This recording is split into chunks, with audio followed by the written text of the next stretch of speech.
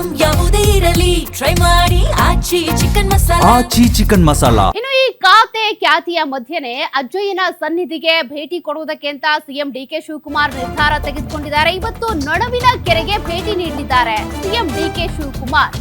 ಅನೇಕ ಕಡೆ ಹರಕೆ ಹೊತ್ತಿದ್ರು ಡಿಕೆ ಶಿವಕುಮಾರ್ ಅವರು.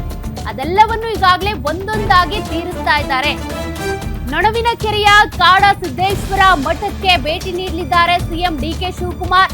ತುಮಕೂರು ಜಿಲ್ಲೆ ತಿಪಟೂರು ತಾಲೂಕಿನಲ್ಲಿರುವಂತಹ ನೊಣವಿನ ಕೆರೆ ಅಜ್ಜಯ್ಯನ ಮಠ. ಸಂಜೆ 4 ಗಂಟೆ ಸುಮಾರಿಗೆ ಶ್ರೀ ಮಠಕ್ಕೆ ಆಗಮಿಸಲಿದ್ದಾರೆ ಡಿಕೆ ಶಿವಕುಮಾರ್.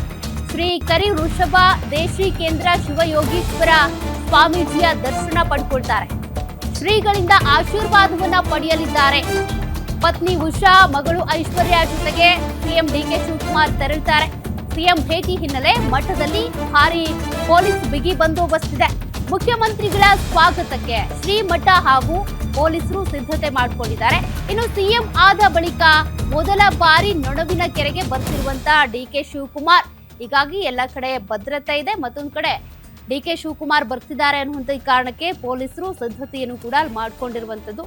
ಡಿಕೆ ಶಿವಕುಮಾರ್ ಅವರ ಪತ್ನಿ ಉಷಾ, ಮಗಳು ಐಶ್ವರ್ಯ ಸೇರಿದಂತೆ ಇವತ್ತು ನೊಣವಿನ ಕೆರೆ ಅಜ್ಜಯ್ಯನ ಸನ್ನಿಧಾನಕ್ಕೆ ತೆರಳುತ್ತಾ ಇದ್ದಾರೆ. ಸಿಎಂ ಆದ ಬಳಿಕ ಮೊದಲ ಭೇಟಿ ಇದು ಆಗಿರಲಿದೆ. ಅಜ್ಜಯ್ಯನ ನೊಣವಿನ ಕೆರೆ ಸನ್ನಿಧಾನ ಅಂದ್ರೆ ಡಿಕೆ ಶಿವಕುಮಾರ್ ಅವರಿಗೆ ಭಾರಿ ಭಯ ಭಕ್ತಿ, ಜೊತೆಗೆ ಅವರ ಹೇಳಿದಂತ ದಿನಾಂಕದಂದೇ ಹೇಳಿದಂತ ಸಮಯದಂದೇ ಅವರು ಪ್ರಮಾಣ ವಚನ ಕೂಡ ಸ್ವೀಕಾರ ಮಾಡಿರೋದು. ಅಜ್ಜಯ್ಯನ ಹೆಸರಲ್ಲೇ ಪ್ರಮಾಣ ವಚನ ಸ್ವೀಕಾರ ಮಾಡಿರೋದು.